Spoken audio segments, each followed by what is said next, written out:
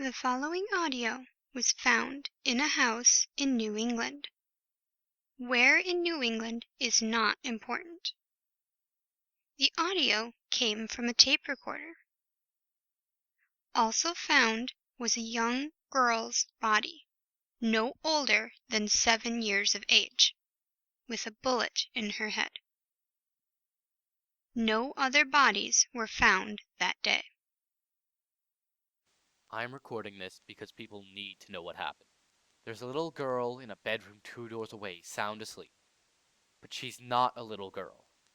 I'm getting ahead of myself, aren't I? Look, my name is George Martin. Me and my wife.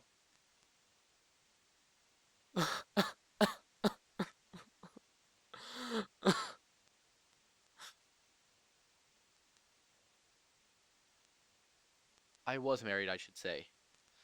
My wife has been dead for, oh God, a week now. Anyway, we had a daughter and named her Sherry. And when she was 7, she died.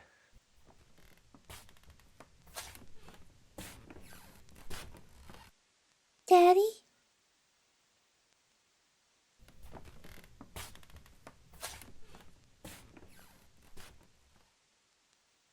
Oh dear God, that thing almost found me. Anyway, our daughter died. My wife and I had a wake and a funeral, and she was buried in the local cemetery. After another week, though, my wife and I were growing apart. Then one day there was a knock on the door, and when we opened it, there was a man in a suit standing on our front porch. It seemed our prayers had been answered because he said he could bring our daughter back, good as new. The only problem, he said, was that if we waited too long, there would be significant changes in her. We just closed the door in his face, saying we would think about it. The next day he came back over, and even though my wife and I thought he was crazy, we accepted the offer. He told us that we may have waited too long, but still, he brought us to the graveyard.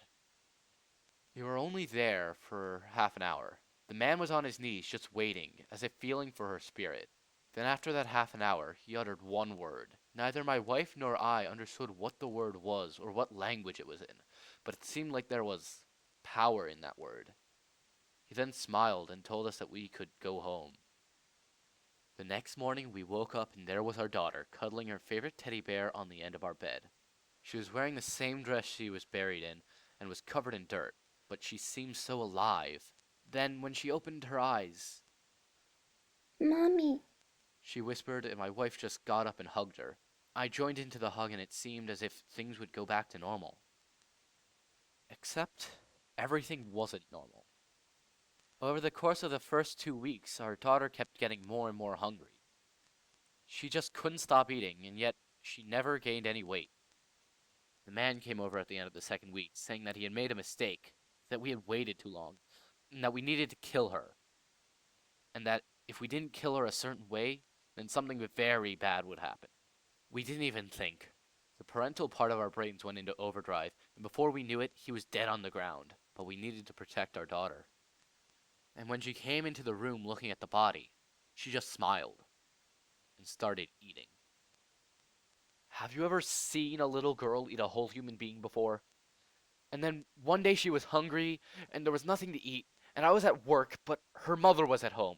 And when I came back, I have to kill her.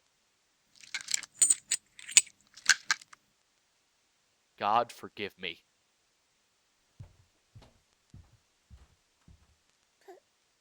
Please, Daddy, don't do it. I'm just so hungry. It's done. She can't hurt anybody anymore. That's weird. Why am I so hungry?